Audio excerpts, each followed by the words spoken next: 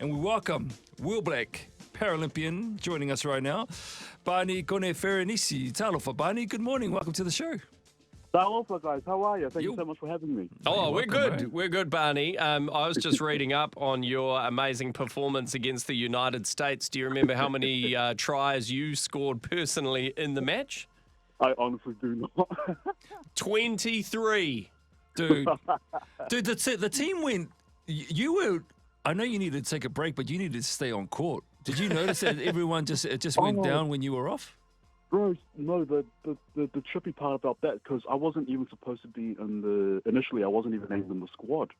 And then a gentleman, Karen Leslie, pulled out of the Wheel Blacks.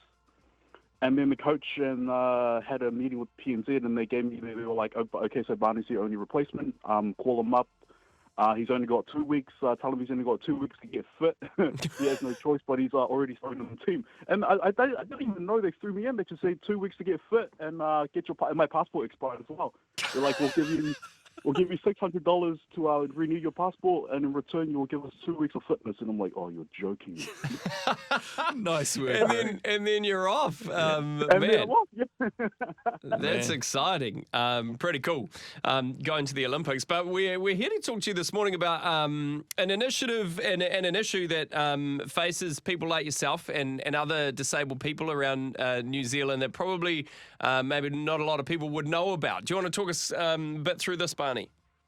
Yeah, absolutely. So with the service that I'm trying to get going, so from wheelchair rugby, I always whenever I went to training, because I started playing in 2009, and then whenever I went to training, my dad normally dropped me off to training. But then when my dad started working longer hours, I had to start taking taxis. And then there were a lot of times that I found that whenever I ordered a taxi when I was a kid, and no taxi showed up. And then I realized that was the issue when I disclosed with the operator that I was a wheelchair user. And so pretty much I would get no taxi showing up, so I always had to push the training. And then maybe 10 years went on, and then I left high school, attended university. And then I had to get a new wheelchair. So I went from a small wheelchair to a larger wheelchair because I was going through operations at that time. And I realized that I couldn't fit in a normal-sized car, so I had to start ordering hoist vans. But then I called, and then I was like, can I get a hoist taxi? And they're like, well, I'm sorry, all these taxis are booked up for school runs. Right. You're going to have to book 24 hours in advance. And I'm like, I didn't know that.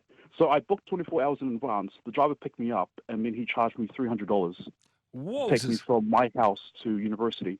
So what the driver does is when the individual with a disability jumps in the taxi, they know that that person with the wheelchair or disability has a total mobility, a concession card. And so they take longer routes to raise the meter, knowing that that person has the money from MOH money to cover half of the fee. Right. So which isn't the best. No. So it's kind of getting exploited, I guess, by... Yeah, absolutely. Yeah. And then when Ubers came on the scene, we were like, oh, this is going to be great because everything is set fares, set price, so it's going to be cheaper. But we found out the hard way is that pretty much Ubers are sort of completely the same as taxis. When Uber find out that you're in a wheelchair, they don't want to take you. When you, because on the app you can't disclose that you're in a wheelchair. Well, this is when Uber first launched. You can't disclose that you're in a wheelchair. So when the Uber driver saw you, they see you or your service dog, they're like, well, I'm not doing this. I'm going to get out of my car, and they just pretty much ditch us in the dirt or wherever we are.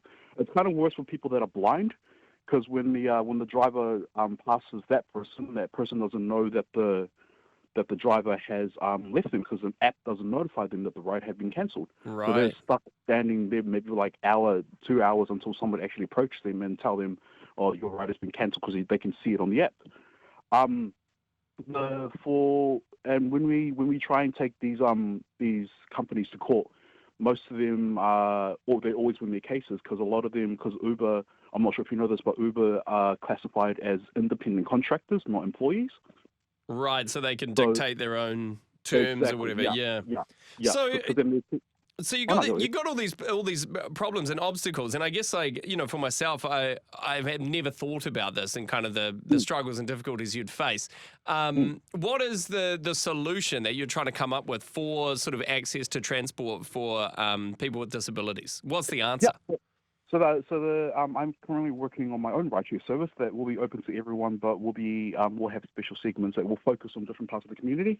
Like for the disabled community, I am looking at working with disabled organisations to search for these vans, these hoisted vans, and put them on the road for certain hours, for certain rush hours, where most government contracted vans aren't able to pick us up. We will also have small and pet-friendly vehicles that can take people with service dogs or just smaller wheelchairs. And we will also have female-only drivers, because a lot of females with disabilities have complained about being sexually assaulted and harassed by the male driver.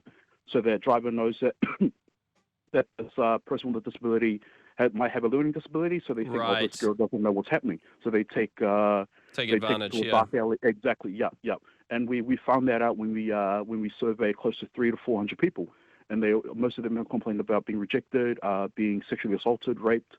And like I said, it's pretty much the same as the disabled cases, because seeing as how they're independent contractors, and with the women, it's a lot harder because most of these Ubers don't have cameras. Man, this is tough, man. Like, I mean, these are issues that a lot of people probably never heard about before, or, for the first time probably this morning are like, wow, I didn't even ever consider this or know that this kind of stuff is going on, these challenges. So I know we're going to get to the news shortly, but so you've got a Give a Little page, right, where you're raising money. I see you've raised over 30 grand already for this service. Yes. Yeah. So the Give a Little page is going to go towards the development of the app, because there are a lot of extra features that need to go into the app, because people are like, it's a simple app, but if you're dealing with the disabled community, there's a lot of features that need to go in. So we found a good app developer that will help us with that. But it's not a cheap venture, and the second part of the money will go towards our first van. So we're buying a van from Germany that has a hoist and medical equipment installed, and we're getting it for a really good price. So that's awesome. So the entire page will hopefully get us to 80K. Yeah. So if you're listening and you want to donate and you're like, man, I'd love to give something towards this cause and people that face these challenges, to make it safer and more accessible for them to be able to get around and be treated like valuable people, then maybe you could. The Give a Little page, if you just search it up online, I found it on Google in like 10 seconds. If you search for it, it's really easy to get to. We can throw up a link on our Instagram as well if anyone wants to check it out. We hope that people give generously, Barney, and support what you're doing. And big thank you to you for looking out for your own community and the people that you see that a lot of people, I guess, don't, and look past a lot of the time. No, thank you so much. I really do appreciate it. And just putting it up there, the page does close next week, so any assistance with it will be amazing. And the page is called, the page is on givealittle.co.nz, and it's called Providing a Safer Ride for the Vulnerable. One more time, Barney, what's the page called? Providing a Safer Ride for the Vulnerable. Nice and clear. Thanks, Barney, for your time this morning. Take care, man.